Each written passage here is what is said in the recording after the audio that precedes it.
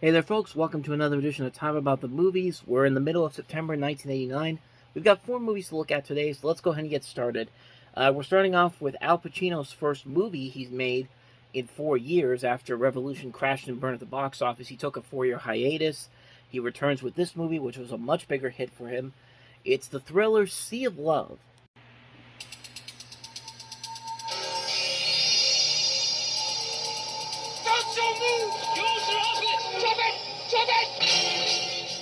I heard from one of your guys you caught a good one. Face down taxpayer, back of the head in his own bed. Your guy put an ad in the Singles magazine, right?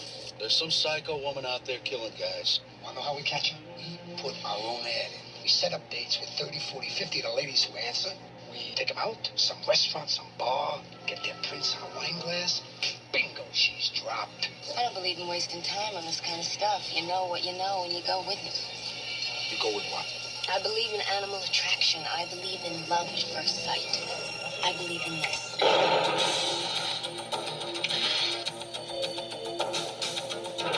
No offense, but you never did give her prints, did you? She's not the shooter. I have done some desperate, foolish things. You mean like being here with me? You're a good man. You never know. I always know. What are you, nuts? You just met her. What are you looking for? She's a friggin' suspect, Frank. Just walk away. This is getting out of hand. What are you looking for? What are you looking for? So like I said, this was Al Pacino's first big movie after Revolution crashed and burned. But this movie was a much bigger success for him, and it was actually a much better movie than this. It's weird. We had a movie that was very similar to this just a couple weeks ago called Relentless, in which Judd Nelson was a guy who was killing people, random people, calling them on the phone. Except this time around, they're killing people through the singles column of the newspaper, the serial killer is. And it makes for a much better movie. This is obviously a much better film. It has a better director involved, Harold Becker, Richard Price, who had written The Color of Money, and he also wrote Clockers later on. And a good cast. You got, like I said, Al Pacino, Ellen Barkin, John Goodman. Great cast here.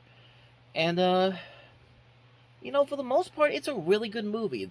You can kind of predict you can definitely predict there's going to be something with this, with Ellen Barkin's character, maybe being the killer, but the film does a good job of keeping the mystery interesting.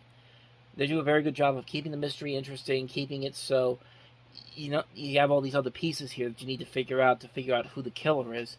And I like that it didn't, and I like that it does that. I like it didn't just straight out tell you who the murderer is. And like I said, you got Al Pacino, you got Ellen Barkin, you got John Goodman. You're gonna have a good cast here. It's a very stylistic looking movie. It's definitely a really interesting film. It's one of those movies that I don't think a lot of people really talk about, but it's actually a pretty decent film. If you definitely haven't seen this movie, I'd say give it a shot. It's really worth a watch. So that's my thoughts on Sea of Love. Pretty good movie. Maybe not the best of this type of genre, but it's better than some of the other movies that we've already seen that have been like this. So let's go ahead and move on to the next movie, and that's Bruce Willis in Country. God, you miss everything. And you were just a country boy. And you never knew me. It's the summer of 1989. Oh, Sam, I wish your dad had been here to see you. I think he was, Grandma. I felt his eyes on me. And before Sammy can find her future, Wait, we forgot Emmett. Come on, Uncle Emmett. Come get your picture took. This is history. she's got to discover the past. Well, can you tell me how he died? Oh, they don't tell you that, Sam. You ain't never gonna understand it. You don't want to. Well, I want to know about it. I got the right. When I get back to the world, this will be a dream. But now, the world is a dream. Come all of a sudden you gotta know about Vietnam. Did you get sprayed with Agent Orange over there, Emmett? Why? Something wrong with him? I believe my body was entered into by aliens and I was transported. Talk to me, Emmett. There's some things we can't stop thinking about. There's something you ain't never gonna understand. Leave it alone. Emmett! There's something wrong with me. Like there's this hole in my heart. There's just something missing. I can't get it back. In the mind of a girl, in the memory of a soldier, in the soul of a nation, the healing has begun. Bruce Willis, Emily Lloyd, In Country. In Country is, of course, Norman Jewison's follow-up to Moonstruck, and this is, I believe, Bruce Willis's first movie after he made Die Hard, which really ignited his career.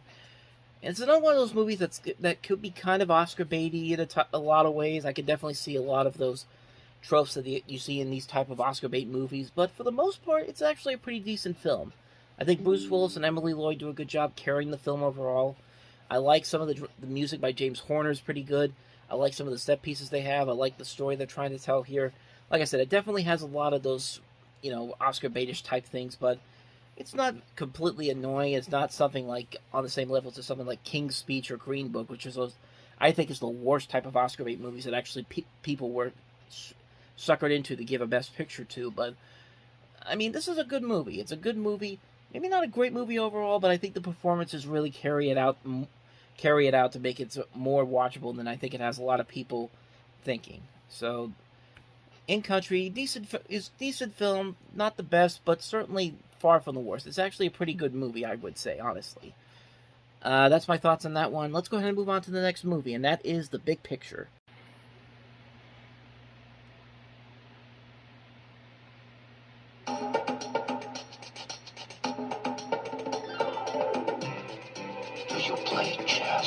A student's first film can open some unexpected doors. And the winner is Nick Chaplin for first take.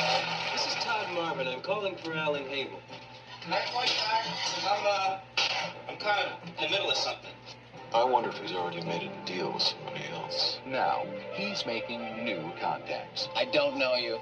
I don't know your work. But I think that you are a very, very talented young man, and I'm never wrong about these things. He's making the big move. Tell me your movie, Nick. It's a love story in a country house. Hey, whoa, time out here. Nick, how old are these people? Early 40s. Oh, boy. And all that stands between him and success are a few personal compromises. Are you making a movie for Ellen? Well, we're talking about it. But there are some things even the most visionary director may not see coming. What are you talking about? Anything that Alan was involved with, it's dead. Bill, I don't have any money. I know. Whatever happened to that nice girl you used to bring in? You know, the blonde. She was a nice girl. Don't come any closer, Nick, unless you want to walk funny for the rest of your life. She's just an actress, baby. A no-talent bimbo actress. But with a new approach. They want to make a video. They got any money? I'll do it. Some hard work. Nick. Hi, it's your agent. Listen. And a little luck. So I recommended Dick Chapman for the picture, but I hear he's incredibly unavailable. He may finally be getting the big picture. Ira's a genius. I want to talk to him. Want to take a drive? Alan needs to talk with you as soon as possible. I discovered him in film school. Now I can't even get him on the phone. Columbia Pictures presents Kevin Bacon in The Big Picture. It's interesting. The David Putnam era at Columbia Pictures was not one of the best eras for Columbia Pictures, but there were those bright spots. Of course, The Last Emperor was one of the biggest ones. I talked about that on a post I did yesterday, my take-on post, if you want to go check that out. But he was known for greenlighting smaller movies at Columbia Pictures, and he found some gems in there. This was definitely one of those movies that I don't think a lot of people really think about, but it's Christopher Guest, and this was Christopher Guest's first major motion picture.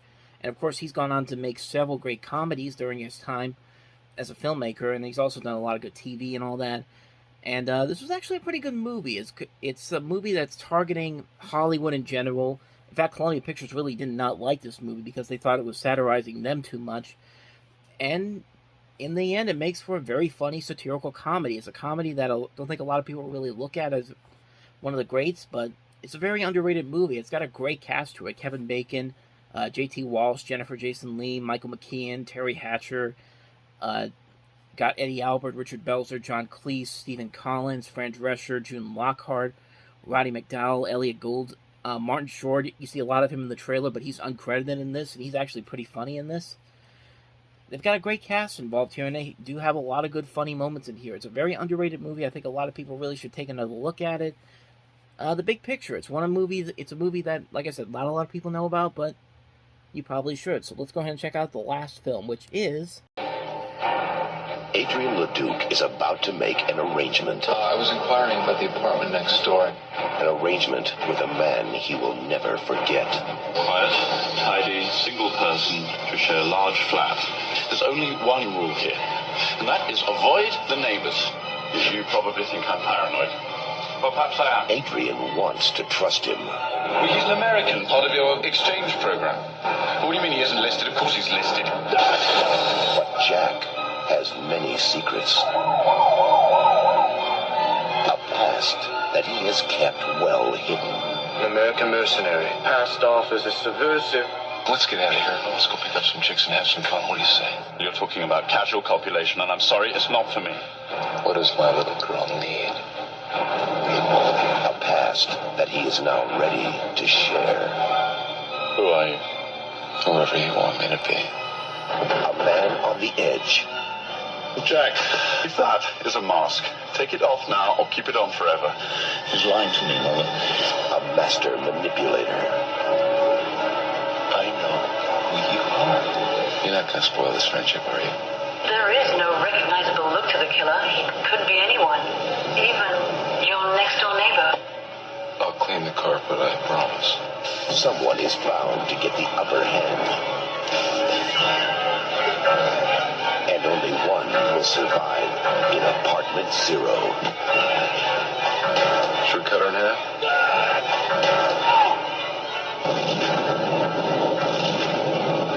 Apartment Zero. The most fascinating thriller you'll ever see. Apartment Zero, which features Hart, Bochner, and Colin Firth in one of the earliest movie roles that I know of him in. It's interesting to listen to Colin Firth in that trailer, and he sounds like Colin Firth, but at the same time, he doesn't sound like the Colin Firth that we're all used to hearing. Like, his voice is more high-pitched nowadays compared to what we see here. And, both of them are pretty good in the movie. The movie itself, though, is just... Nah. It's a generic movie. It's a generic psychological thriller. There's a lot of homoerotic overtones and black comedy moments in here that don't make a whole lot of sense. And I think they were just trying a little too hard to make this kind of stand out on its own, but it ends up being more generic than most people would look at. And they try to give that the edge with some of the stuff they do here, but a different edge to it, but it just doesn't work here. There's just so much here that we've seen done over and over, time and time again, and done much better, but not in this movie, though. The performances are good. The movie itself, not so much. Hard pass on Apartment Zero, unfortunately. And with that said, we wrap up another week of Time About the Movies. Next time around, we have Michael Douglas in the thriller Black Rain, directed by Ridley Scott. We also have A Dry White Season, Blood Fist, Heavy Petting, and Eric the Viking. So 5 more movies to look at, I should say. That'll be what we'll look at next time around, which will be tomorrow. Thank you guys for watching this video, and as always, if you want to see more episodes of Time About the Movies like this, check out the playlist on the next page, check out the previous episode on the same page as well, and I'll see you guys tomorrow for another episode. So thank you for watching, I'll see you tomorrow, and until then, take care.